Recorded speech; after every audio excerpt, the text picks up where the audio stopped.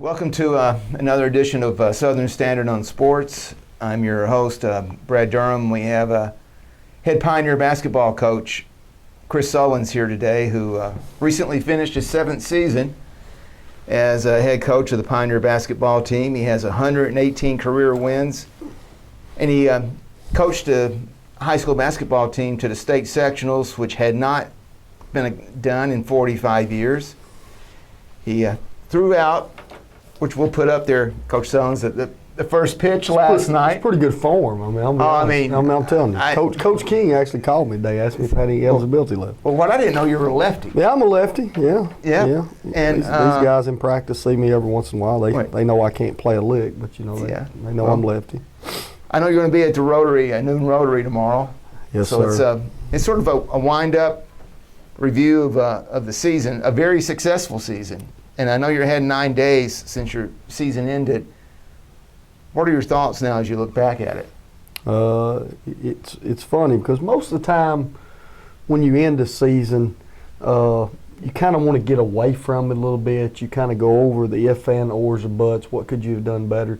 This is probably the first time in a while I've really missed them. I've missed our players. I've missed being around them. I think we ended one step too early, so to speak. We really thought we should be preparing this week for tomorrow's AAA basketball games in the state.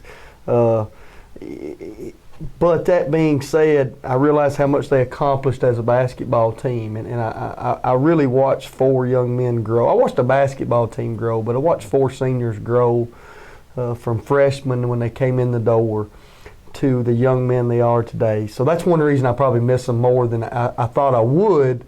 We always miss them. We always want to be on the floor with them. But this was a year that you really wanted one more. And as all seasons, as it happened in all seasons, there's only one team that's going to be truly happy.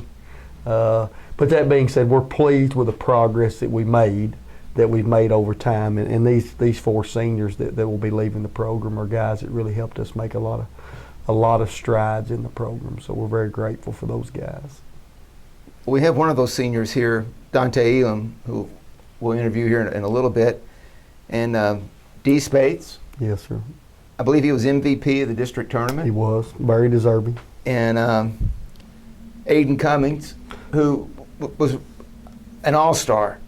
I thought he played his best basketball in tournament basketball. I mean, there's no doubt. I mean, you looked at his regular season stats versus his tournament statistics. You know, he started averaging, I think, 7 more rebounds a basketball game. He was up around 10 or 11 rebounds a game. His field goal percentage went up like 20-something%. He became a kid that was a double-double type guy every night. When you say that's how you need to play at the end of the season, Aiden Cummings is the example that we will use going forward because he did an excellent job. Well, I think Aiden was just a clear example. I'm worked with high school teams over 21 years, and you see a lot of teams that don't want to go to the tournament, the playoffs. I would agree. They've kind of hit a wall, so to speak. And this team wanted to keep going, and Aiden personified that intensity, and I think had tremendous effort. When you bring that up, I've had some people ask me, is this the best basketball team I've ever coached? And I'm not going to go out on that limb. I think the 3 of the last 4 years we've coached really, really good basketball teams. We've had winning season for the last 4 years, but 3 years ago with Isaiah Grayson and Chance Hobbs and Tyree Ledette, that group, Bunker Brock, Caleb Newby, that senior group, that was a really good basketball team that we coached. 21 wins, they get to the region semifinals like this group did. Then we hit a little wall at the end of the season. That may have been from 1 through 7. That may have been as good a basketball teams I've been around at Warren County High School. What this group had over that group, and probably last year's group, it's the most competitive group that I've ever been around.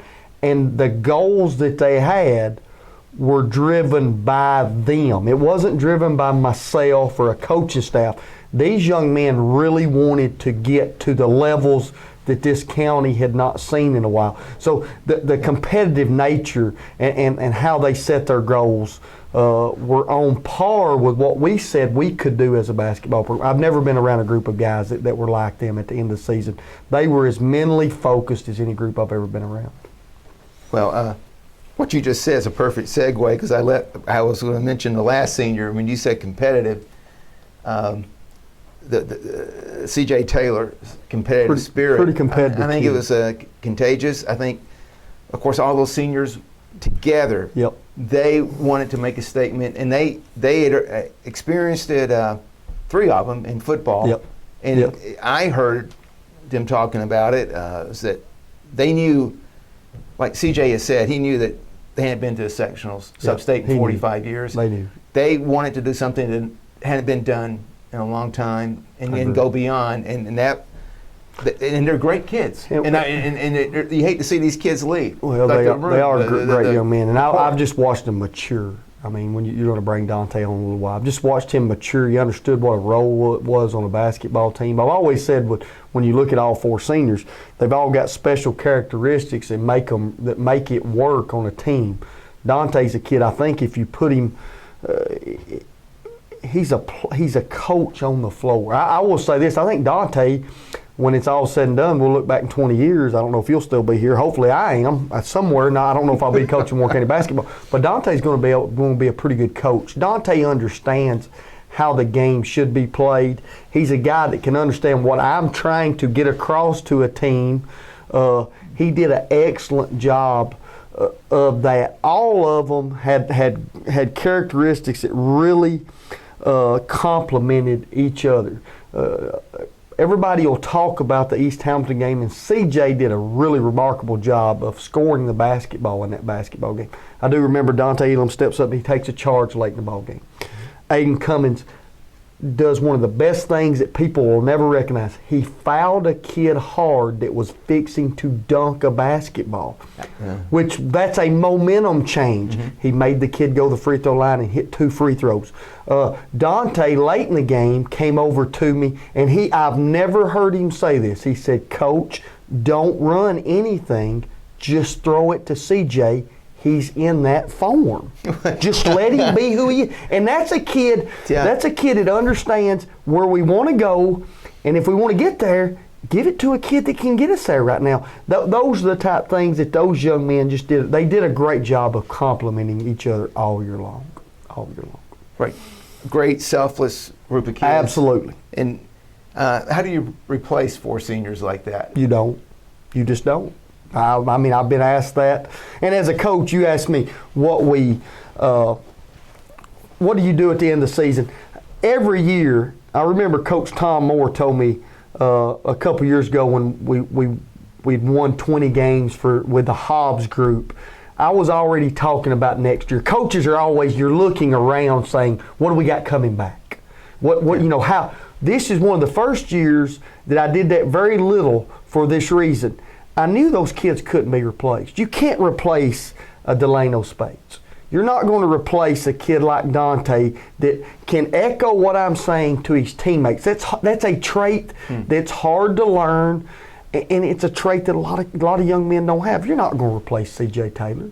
What we're going to do is we're hoping that competitive spirit that they have rubs off on young men that can make them understand that Warren County can stay on the map, so to speak, because these kids have made our basketball program a very respectable program in the mid-state. I mean, I've heard other coaches, when I walked in the door, I just wanted to make sure that we were a competitive program, and these kids have done an excellent job of that. Can you replace them? Absolutely not. You won't replace that group, but somehow, some way, we got to put a squad on the floor here in the next 6 months. Well, what I hope their legacy will be, you see a lot of programs across the state, across the country, sports, tradition.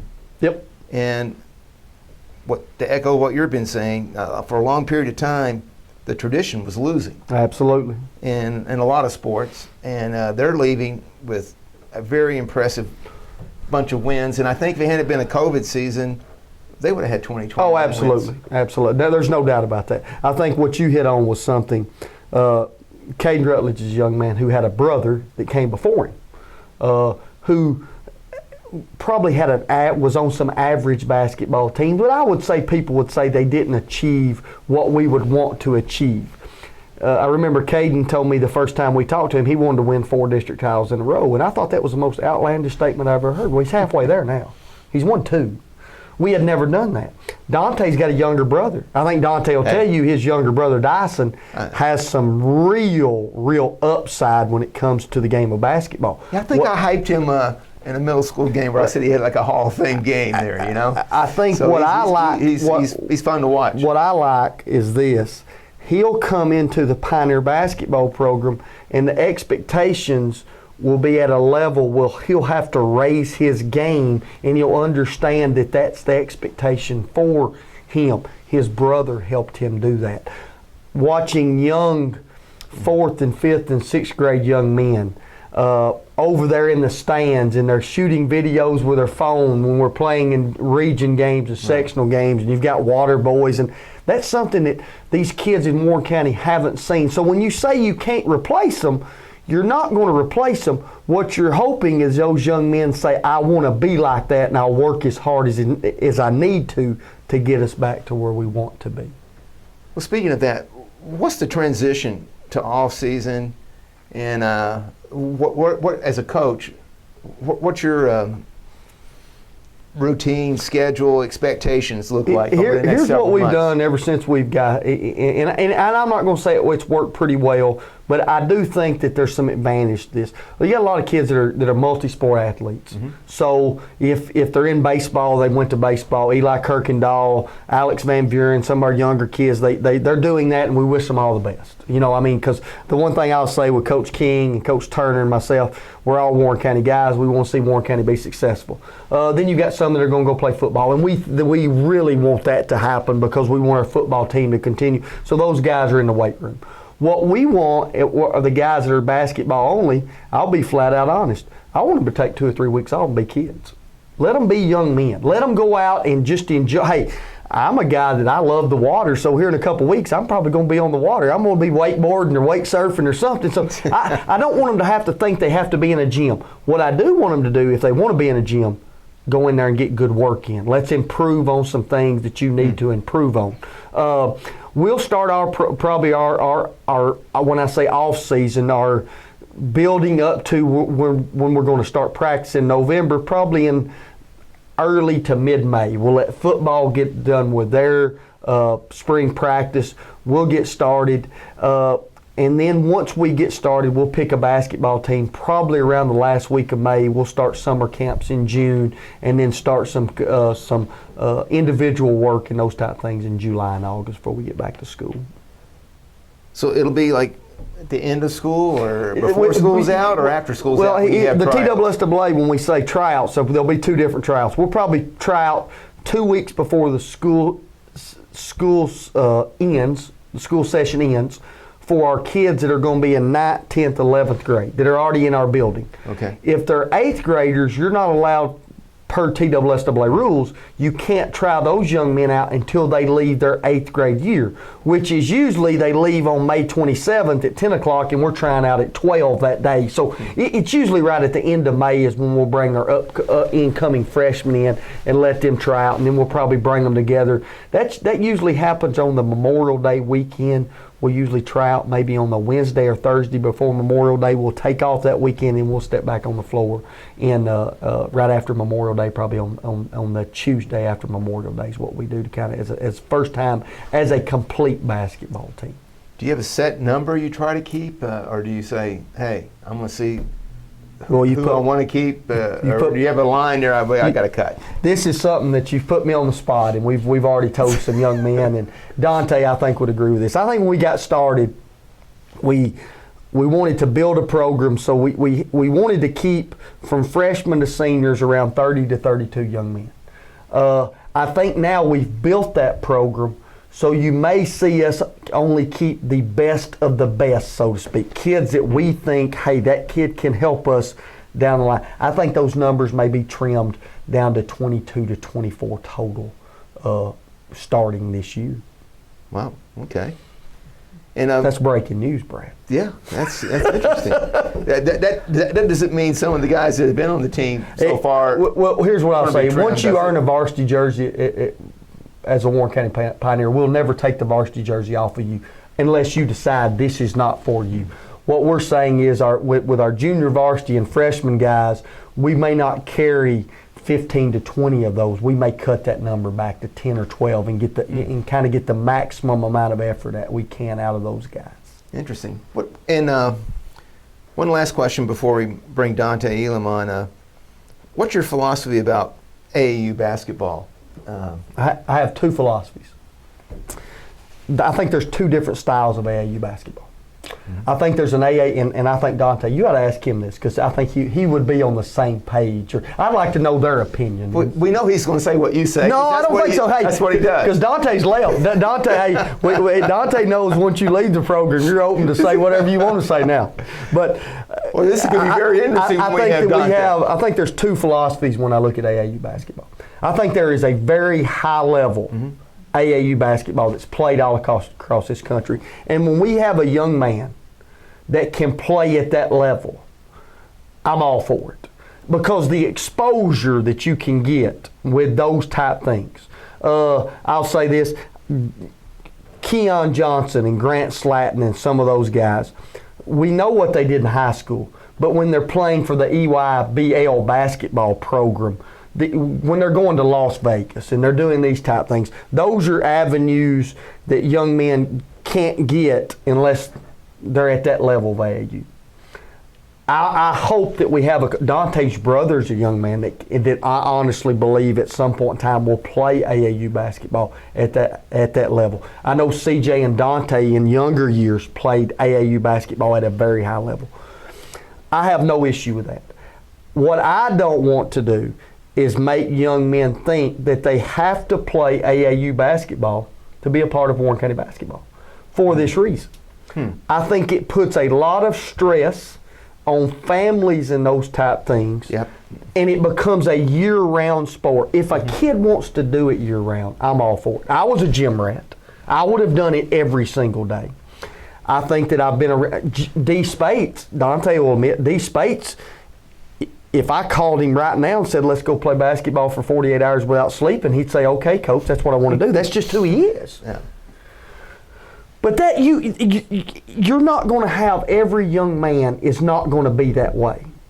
I never want a young man to think he has to do this. And when I say another level of AAU basketball, I think at times I see a lot of young men playing a level of AAU basketball that they honestly could go play down at the rec center or the new Doug Milner Civic Center if it ever opens, where you can do the same thing without paying on a Monday, Tuesday, and Wednesday. I just think there's two levels of it. We're never going to dictate that a young man needs to do it. I want young men who want to do it. And another thing I don't want to do, I don't want to have a young man that maybe wants to be a Warren County baseball player that has a basketball coach that says, if you're not involved in AAU, you're not going to help our baseball pro, or you're not going to be able to help our basketball pro. We're going to pick the best young men that can help our basketball team win when we try out for basketball. AAU will not be something that we look at and say, that kid plays, come and help us. That kid doesn't play, we don't want him to do that. That's not how we'll ever work. I do believe this. Coach Stephen Glenn has done a really good job the last 4 or 5 years when he started an AAU program for everybody in this community, for kids that wanted to do it. I'll give you, for example, LaCedric Cox didn't make the 8th grade middle school team when he was at Warren County Middle School.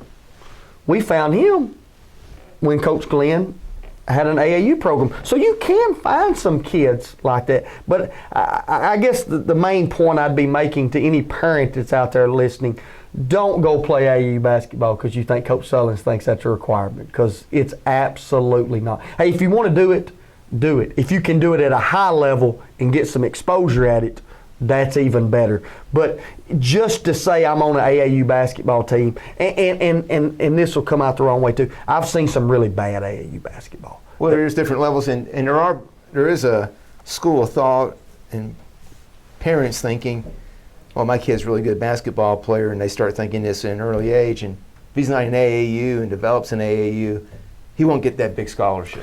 I think that we have, in this community in the last 24 months, we've kind of, I hope that I don't want to say that we've taken that notion and put it to the side, but if your son can play or daughter can play, they'll be found. C.J. Taylor was found. Kason Holder. I mean, you on the football field, D. Spates, you don't have to do that year-round. And I like multi-sport kids for this reason. I think Dante will tell you last year when we get beat at Stone Memorial, when we're 10-10 and wondering where we're going to go, I think the kids had hit a wall. I think they had played football all year. You step right into basketball, and before you know it, you're doing it every single day, and you just needed a break, so to speak. I will never say that COVID was not a good thing by any means, but it did allow these kids not to think this is an every single day deal. And I think our basketball team was fresh at the end of the year, a lot fresher than we've been in the past. So do you have parents and do you have instructors and people out there saying, pushing, yeah, you got to do this year round? Absolutely. And hey, and that's great if that's the mindset they want to have. That's not the mindset I have as Warren County basketball coach. I want young men to enjoy playing basketball at Warren County High School, but never when they leave think that as soon as they walk out the door, they got to find an AAU team and just continue to get, if you want to get better, get better. But if you don't want to put in that time and effort, then that's okay too. There's other avenues for any young man or young lady to take.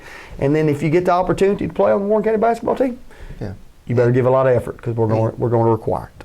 Some kids you just can't get off the court. Absolutely. And that's fine. Absolutely. But that's a good distinction you made between, hey, you don't have to do it to be on the team.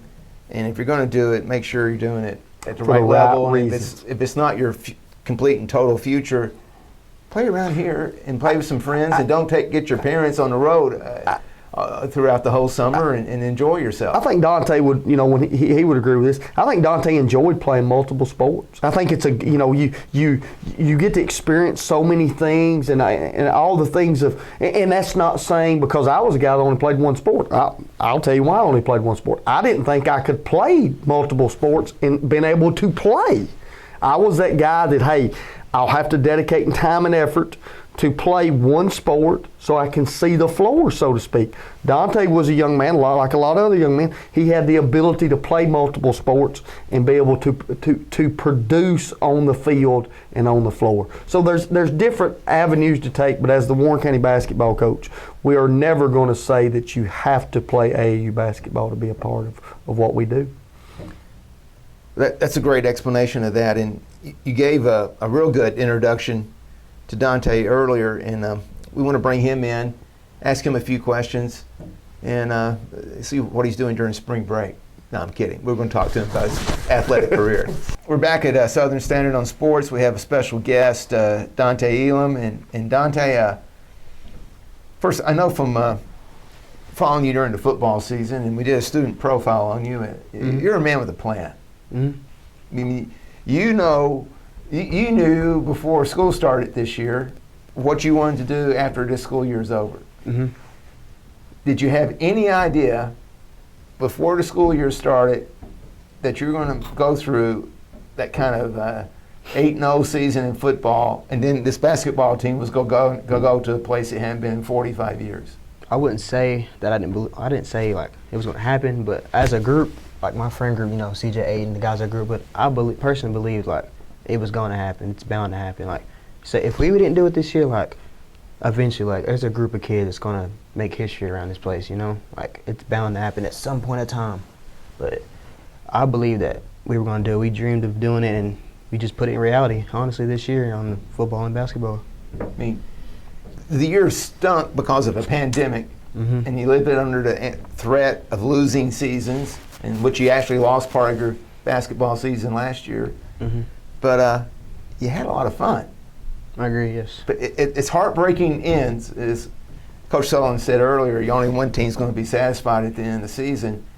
But you guys accomplished a lot. And Coach Sullivan said you were sort of like a coach on the floor, that you really understood his philosophy. Yeah, I'd say so. Like, he gives me a message, and I'll just put it in my own words so my teammates will understand him. Sometimes, like, you know, the guys don't understand what he's saying, but, like, I understand it better than them do. They do, so I say it how they need to hear it so we can get the job done and win. Well, can you give me an example of that? Say I'm CJ.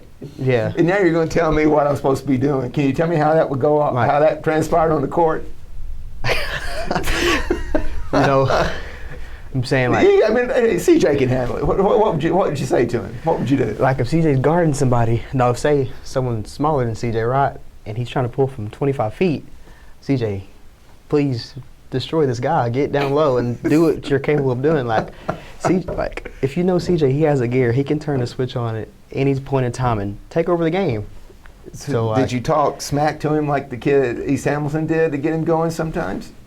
Oh man, the things me and CJ has said to each other over these years, it's just, I don't even, it's just ridiculous. Like, So, tell me how did Aiden fit into that and D? Like you know you guys, I mean you guys were a real team. I mean you guys really count on each other, and well, I guess I guess you can say it kind of started with me and CJ. We played all through middle school. Aiden didn't play with us until 7th grade when he came from a county school, East Side.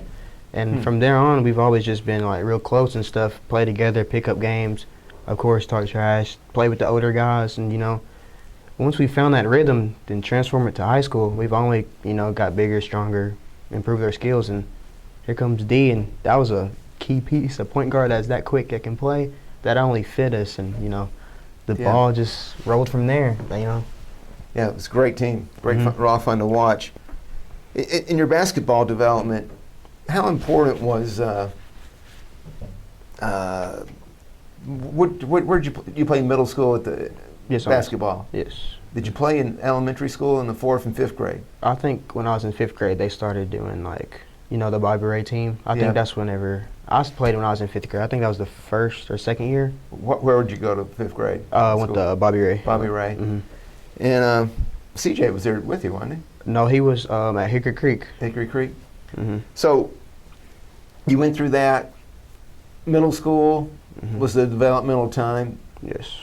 and I've heard people say this, and I mean like in soccer, Yes. for instance, another sport, but they're really big on these travel teams, hmm and they feel like when they play on these travel AAU teams, we're competing, and we're going to play to get better and to get noticed. Yes. And when you were playing AAU basketball, can you describe the difference between playing AAU and what you felt as playing on Pioneer basketball?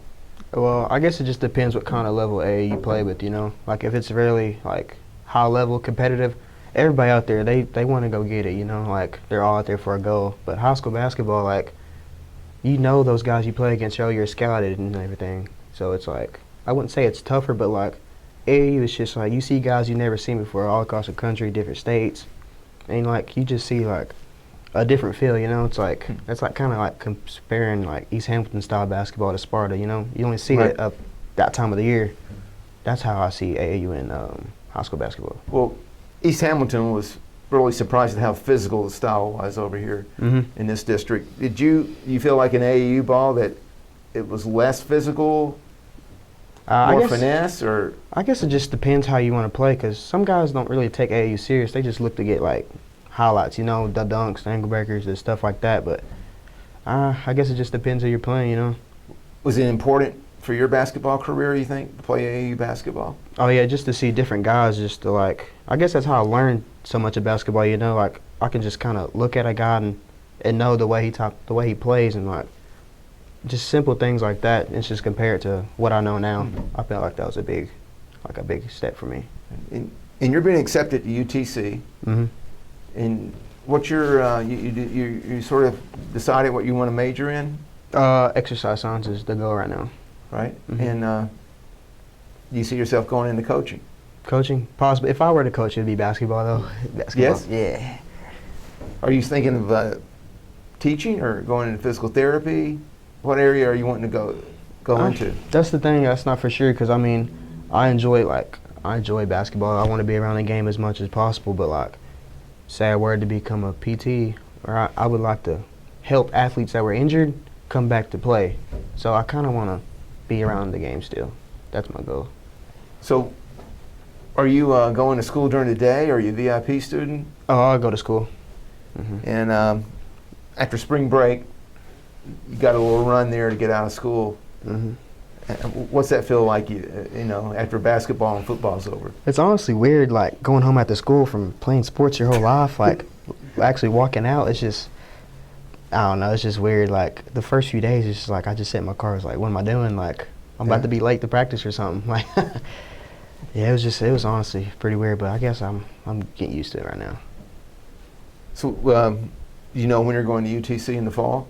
I don't know when I'm going, but I know I gotta apply for some more stuff before it's finalized. Okay. Well, it's a great run, very exciting. Yes. And if somebody like has a kid and is thinking about what to do, their interest in sports, what would you say to a parent, grandparent, or to even your 8 to 10-year-old self? What would you say to do in terms of developing your athletic career? Like if you're going to do it, just be all for it. Try your best. Don't mess around. Like if you really want to be the best you can be, like put the work in to be the best you can be. Go as far as you can go. Well, I appreciate all the work that you're put in, and you and your classmates have made a real mark, and you're left a great framework and groundwork to continue this tradition of going to playoffs and going deep in tournament. Sure. And I think these 4 seniors will be remembered very strongly in the basketball realm. I mean, there's the 4 horsemen, there's the 4 seniors. We're going to have pictures of those 4 seniors up there and say, that's what we want you guys to accomplish, and you're set a high mark. And I appreciate you coming in today and sharing some time with us. Yes, sir, thank you. Thank you. We're back with Coach Chris Sullins here on Southern Standard on Sports, and Coach Dante Elam, great kid. Great kid. Knows exactly what he wants out of life. I don't know if you're comfortable doing this, but 3 of the teams that you played this year are going to be playing in a state tournament tomorrow, where you want to be. Wish we were. I mean, wish we were there. But Community, a AA team. Yep. I think they'll make some noise. They've got a really good basketball team, and Community's kind of built some, a little bit like us. They built some tradition the last couple of years. Dante remembers we went down there last year and played them. They get to the sectionals. They were 30-1 last year, and then I think they were beat in the sectionals, in the sectional final, much like we were this year. They lost a lot of kids, kind of like we lost some shooting and that type of thing. But I remember when they came to our place this year, they were fundamentally set, and you had some kids that were locked in, that you could tell, hey, this is a team that can win a lot of basketball games. If anybody's been to Community high school out there where they are in Bedford County, you start getting that Hoosier feel. It's got Those a guys, little they're Hoosier foreign feel boys to that just want to play basketball, man. I'll never forget last year, when we were going down there with Irvin and Dante and Red, and then, to come some of the kids we lost.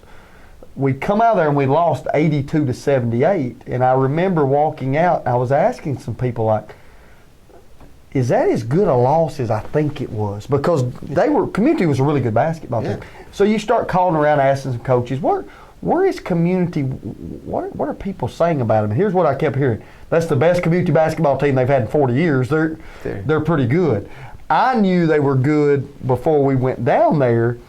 I had got some video, and I never do this, but I'd got some video where they had scrimmaged Keon Johnson and Webb. And I'll never forget, I was watching it, and you're, I guess a lot of times when you're watching Keon and Webb, you get infatuated with Keon being Keon, and I knew Webb had a really good basketball team. But when Coach Mitchell sent it to me, I kept pushing pause like, Community's playing toe-to-toe with this team. And I remember telling our guys, hey, this is not the same opening night as it has been in the past. This is a team we need to prepare for now. So I think that they're a team that come tomorrow will have a really good chance to win a basketball game or 2. I think you probably had some inside help over there getting that from Webb. Well, I've got, I know some people there. Yeah, I think you do. Now, we were talking off camera about Siegel and Cleveland. It's all about matchups. It And is. the brackets are in. At this time, it is. What do you expect for those teams? Do you think one of those teams has a chance to run all the way to the final? I think both of them have an opportunity for this reason. At any point in time, when you put the type of players that Siegel and Cleveland put on the floor, you're going to be in a basketball game if you shoot it well. Because both of them have kids that can flat out shoot the basketball, and it's just not one or two. They've got some, the McGowan kid at Cleveland and the Hurst kid. The Hurst kid hits like a 25 to 27 footer the other night to beat Blackman in the sectional finals, kind of at the buzzer, the huge shot. Siegel's got some kids, the Weitzel kid. One of our former assistants, Coach Ray Shutt, coaches at Rockville now. He sent me a lot of information. And he said that Weitzel kid was the best shooter that Murfreesboro had to offer. Well, when you started looking at the stats, he shoots 46% from three. That's almost unheard of. So him and the Snyder kid, those are two teams that are going to be tough matchups. I think both of them, when I look at them, what could hurt them is if they play against a dominant post guy that can be a post presence, because I think that is the one thing that they could struggle with is how to stop the basketball in the paint.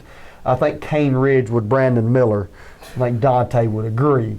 He's a flat-out stud. So I look at it as Cane Ridge and Houston maybe are the two favorites, but it will not surprise me if Cleveland's not in the finals for this reason. They have built a tradition over there, and until you play the McGowan kid, you just do not understand how hard that kid plays.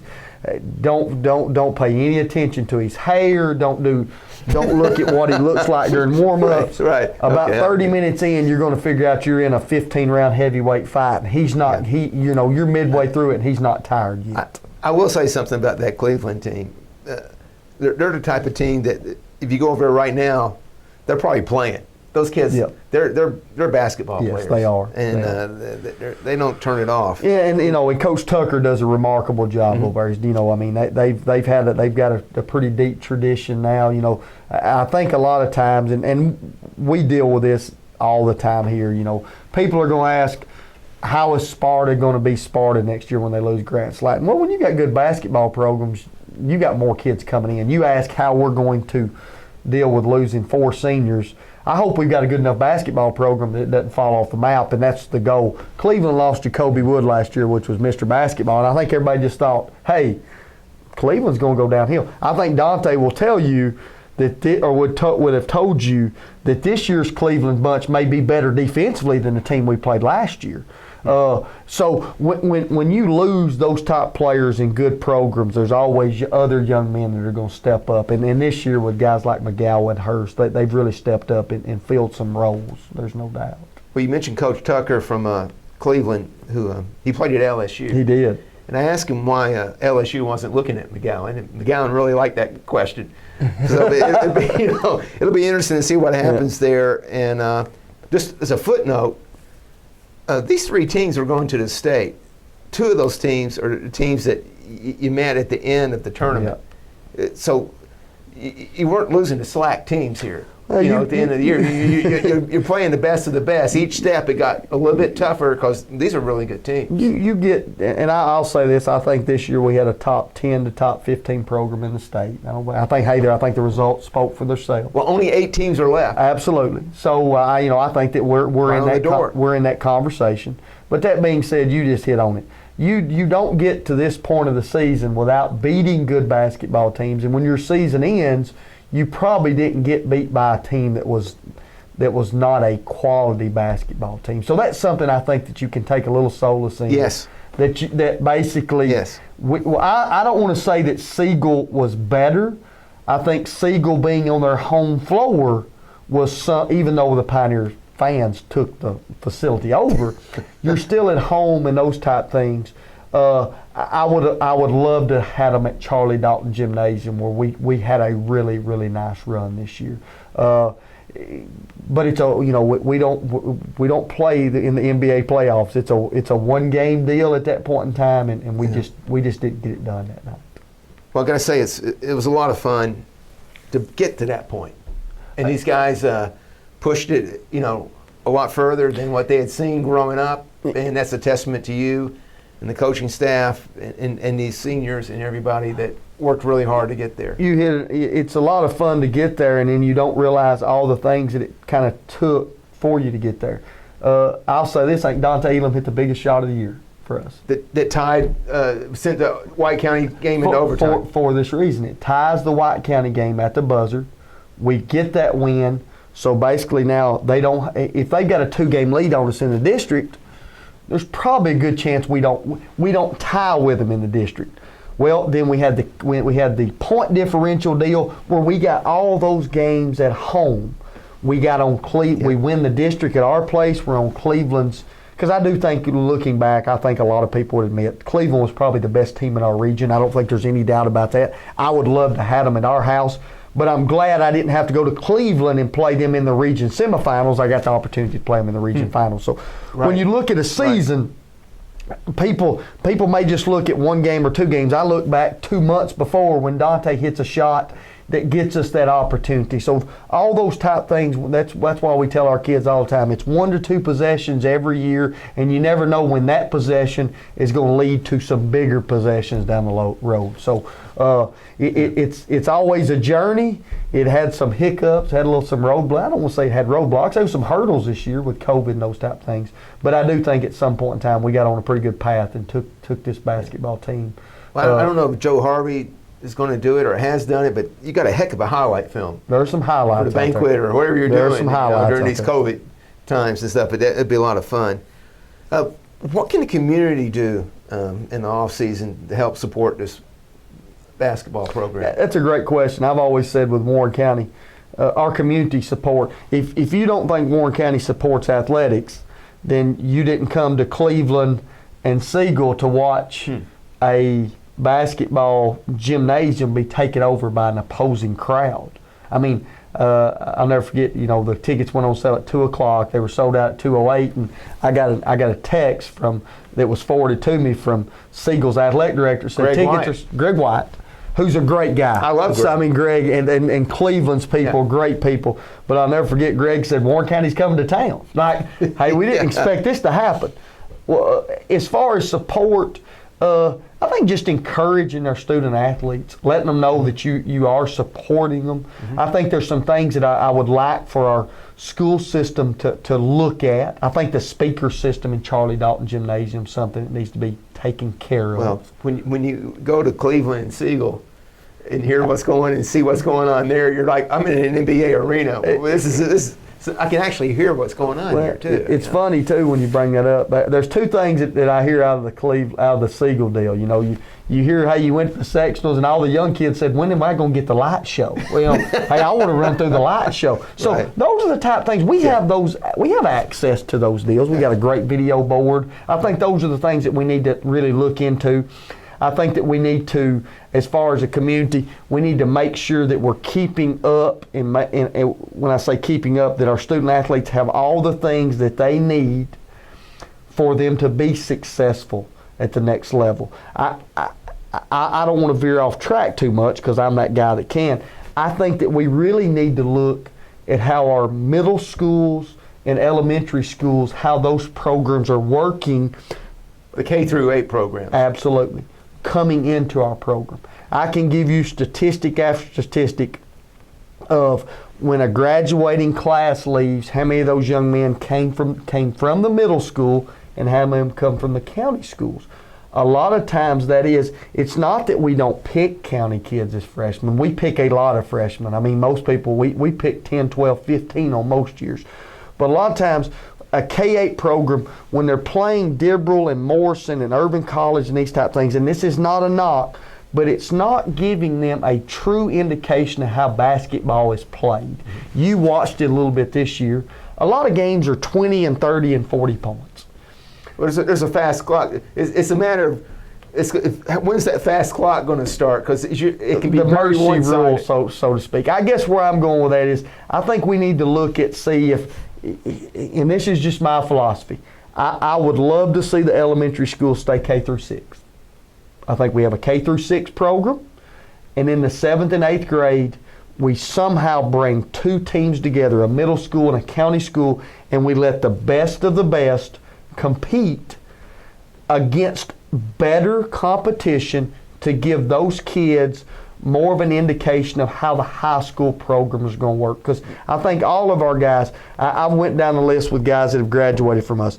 I think Holden Bakers and Chance Hobbs and Logan Wilsons and all these kids that have came that went to county programs will tell you that when they walked in Warren County High School, that maybe what they did as a county basketball program as a player, it didn't prepare them for their freshman year. That's not knocking it, because I know it's hard to change, and I'm not saying it needs to be changed. I'm saying if I look at it from the outside, I can see how those young men, when they walk in the door, sometimes they don't even understand, but they are behind because they've not played the level of competition that they're going to have to play in years coming forward. I'll give you two good examples. Cleveland has a very big middle school. They do. And it's a feeder program. It is. Siegel, right down the street, has a very big middle school. They're not 3 schools or 5 schools feeding into Siegel. And that middle school at Siegel and at Cleveland are playing The highest the level places they're competition. going to be playing in high school. Absolutely. So if you believe that competition breeds success and brings out the best in athletes, and I think there's a message, and I think a lot of parents have their ear to the ground. If you want your kid to be really, have a good development and go to high school as a high school player that's going to get to play, you might want to go to the middle school and play. I'm talking to parents in the county that do that. They made that decision. Now that being said, I'm not going to be the guy that's going to make that comment. Well, I'm just made it. I've heard it from parents. For this reason. I'd never want a young, just kind of like the AAU. I don't want a young man to think if he didn't go to school somewhere that he wouldn't have the opportunity to be a Warren County High School basketball player. That's not the message that I would hope that I'm portraying here. Chance Hobbs is a young man, and I think Dante, if we put him back on, would say this. He's the best shooter. Him and Irvin Espinoza are probably the 2 best shooters that we've had in a long time at Warren County High School. And they both came from the county basketball programs. Chance was at Irvin College. Irvin was at Morrison. I think if you brought both of those guys into this room, here's what they would tell you. I was a little lost as a freshman. And I was a little lost as a sophomore. I was behind. Now, the shooting aspect was something that those young men put a ton. If you know anything about Chance Hobbs, there's no telling how many hours that he and Irvin put into shooting a basketball. So that didn't have a lot to do with where they went to school. What I'm saying is when Chance walked in, he had played AAU basketball. He had done a lot of things, but he'll tell you he was a step slow on the defensive end. It took him some time to catch up. I think a lot of people thought when he walked in the door, he shoots it so well, he'll immediately start helping our basketball program. He did at the freshman level, but it took him some time to realize.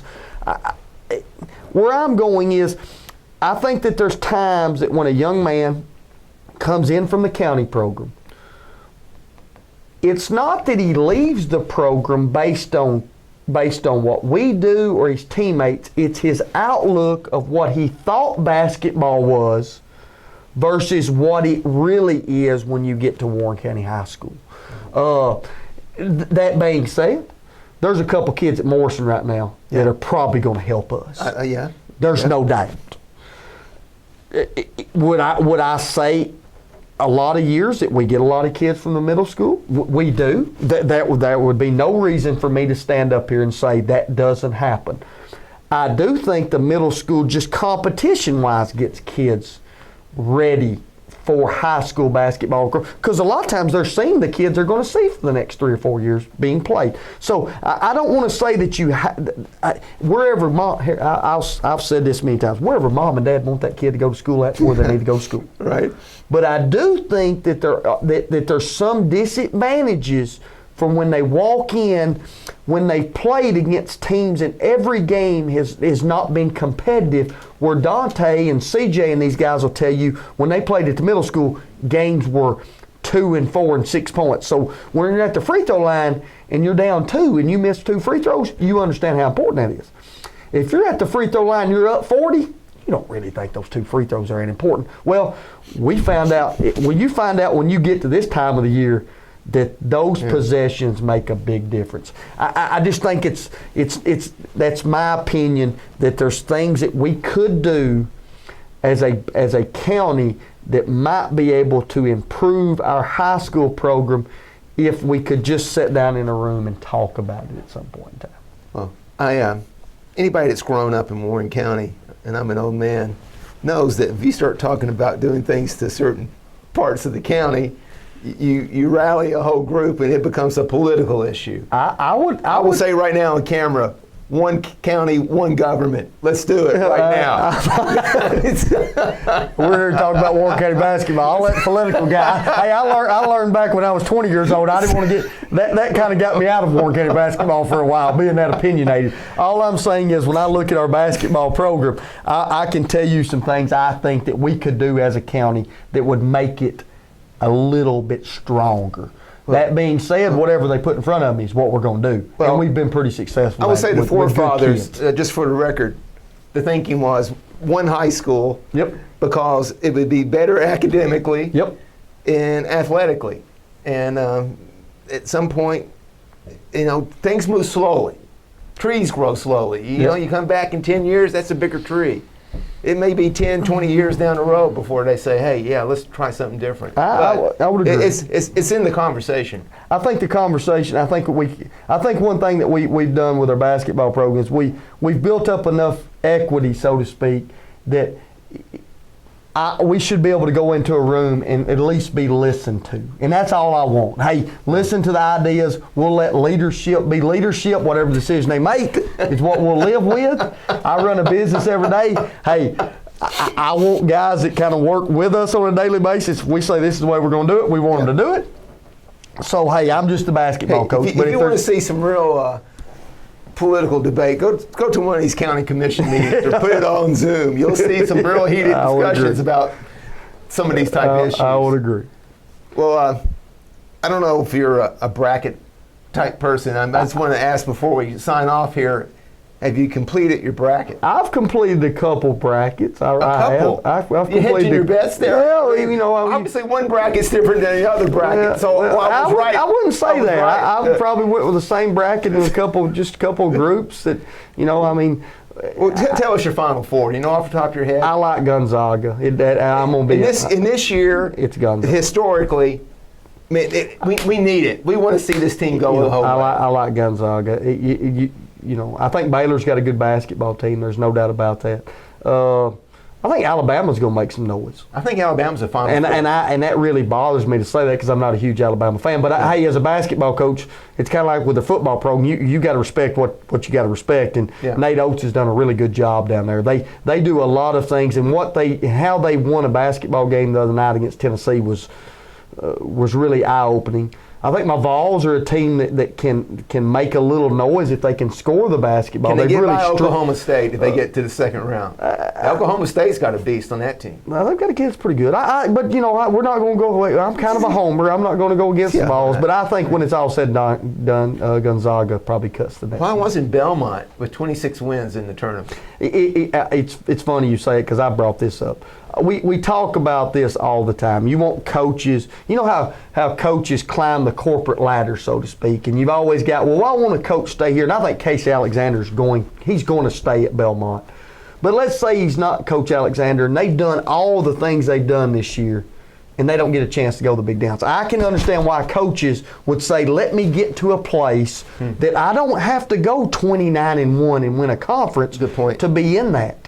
What bothers me about that is you can't tell me Belmont's not one of the best 68 teams in the conversation. When I see, and this may come out the wrong way, but when I see a team like Syracuse that basically has played 500. It's the name, the coach's name. But he's played 500 basketball all year, and that really bothers me. And then this will come out the wrong way. Belmont does it the right way every single year. Casey Alexander, they do it with homegrown talent. They do it with kids that play the game the right way. And then and I know LSU should be in the tournament, but you got a guy, Will Wade, that basically is a flat-out criminal, so to speak, as a basketball coach, and he's in the tournament. We're sending the wrong message. We're just sending the wrong message. And I've got off track with that. Well, Louisville's not in it, and Rick Pitino is still coaching somewhere. He's at Iona coaching, Yeah, and I'm his hearing son- he may be in the mix at Indiana now. That's kind of surprising. You know, you never know. Never know. Never know. But Coach Sullins, you plan on staying at Warren County for the next 5 to 10 years, right? I'm at Warren County until Coach Sullins is not at Warren County. I'll put that. I think I'll be back on the sideline. Here's what I'll say. I'm going to be at Warren County as long as I can keep our quality staff, because people don't understand how good Coach Wood, Coach Glenn, Coach Bond, they don't understand how good those 3 guys are. They really don't. I think in our next episode, we're going to explore what Cameron Bond actually does. Well, on the basketball team. here's what I'll say is, I've got as much confidence around those guys with our young man as I could have with any staff. I work with a great athletic director, Todd Wilmore. You couldn't ask for a better guy. As long as Todd is at Warren County, I would have no issue staying at, because I do think that there's times when if you bring in new people, and hey, I had a guy tell me one time, we're all temporary. You know, hey, this is not a permanent. Everybody's going to run its course sooner or later. But when you work with guys like Todd, it means a lot. I've got great school support with our administration, and then Mr. Swallows does a great job. So as long as we can have those things in place, I think I'll be at Warren County for a long time. Well, I think you bought yourself another 5 to 10 years getting to the sectional. I'll say this: when you do this, you're only as good as your next game. Yeah. So if we come out on opening night next year and get down by 40, there'll be some people in that stand. I know how this racket works now. There'll be some people in that stands going, the only reason you won is because Dante, CJD, and Aiden. You know what I'd say? You're absolutely right, because those were really good kids. So, good players make coaches look really, really good, and these guys this year did a remarkable job of taking this basketball program to the next level. I agree, and I'm really sad that the season's over, because I did enjoy watching those guys play. Yep. Thanks for being here today, and have fun at Noon Rotary tomorrow. We appreciate it.